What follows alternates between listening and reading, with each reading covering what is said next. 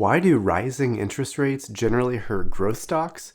In this video, we're going to talk about it. This video is for educational purposes only. It should not be considered investment, legal, or tax advice. It is not an offer to buy or sell any security. Past performance does not indicate future results. Investing is risky. It's been a rather interesting start to 2022, specifically relating to how growth stocks and value stocks have acted extremely different. Here's a chart showing the Vanguard Value ETF in the orange line is up 2.16%. Meanwhile, the Vanguard Growth Index, which has historically outperformed value quite substantially, is down almost 7.5%. So why is the market treating growth so badly right now? Well, the answer is really quite simple. Interest rates are the main explanation. You can see that from the end of 2021, starting right around December 27th, the 10-year U.S. Treasury was under 1.5%.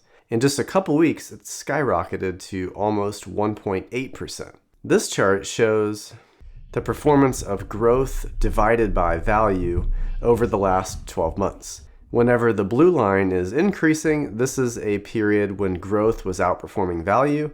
When that line is decreasing, that is when value is outperforming growth. Growth stocks have had an incredible run since really the middle of 2021. You can see that they outperformed value starting in mid-May from negative 8% all the way up to positive 12%. So a plus 20% outperformance by growth stocks. However, since then, that has reversed quite sharply. Growth has underperformed value by about 13% in just a matter of about a month. The explanation for this, I think, is pretty obvious, and it's the orange line. The orange line represents the change in the 10-year U.S. Treasury yield. So when the yield is falling, growth is generally going up, and when the yield is increasing, growth is generally underperforming.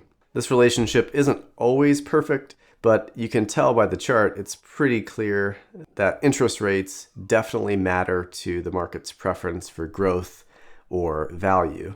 So when interest rates have spiked from mid-December 2021 through halfway through January 2022, the result has been predictably an underperformance of growth stocks. So why does growth underperform when interest rates are going up? To illustrate, let's say I give you the option to own two businesses, business A or business B. Business A is going to get a $25,000 cash flow next year. Business B is going to get a $100,000 cash flow, but it's not going to happen for 20 years. In the meantime, you'll be waiting, earning nothing. Which of these businesses would you prefer? The answer is, it depends. The question is, how much can you invest this $25,000 at, and what will it be worth in 20 years? If you want to compare the value of these two businesses, you need to know how much money you can make in between. Let's say your only investment option is the 10-year U.S. Treasury, so you can only invest this $25,000 at roughly 2% per year for the next 20 years. If that's your only choice, investing this at 2% per year results in an ending value in 20 years of $37,149. So if interest rates are 2%, you definitely would choose investment B. It's going to result in the largest amount of money for you in 20 years. However, let's say we increase our interest rates from 2% to 10%.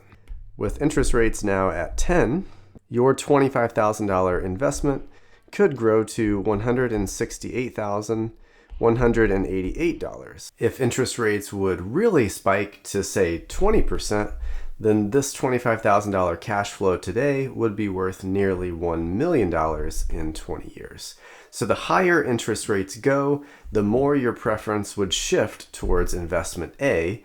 Meanwhile, the lower interest rates go, the more your preference shifts towards investment B. This is an overly simplified example of how the market thinks about a growth stock versus a value stock. So something like Tesla has potentially explosive growth in the future.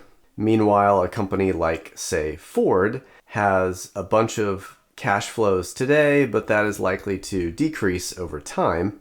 unless they're able to keep up with electric vehicles. But that's for another discussion. Anyways, the market prizes Tesla more greatly whenever interest rates are low, and as interest rates go up, Tesla will be worth less, even if the business outlook does not change at all. The value of those future cash flows are reduced as interest rates rise.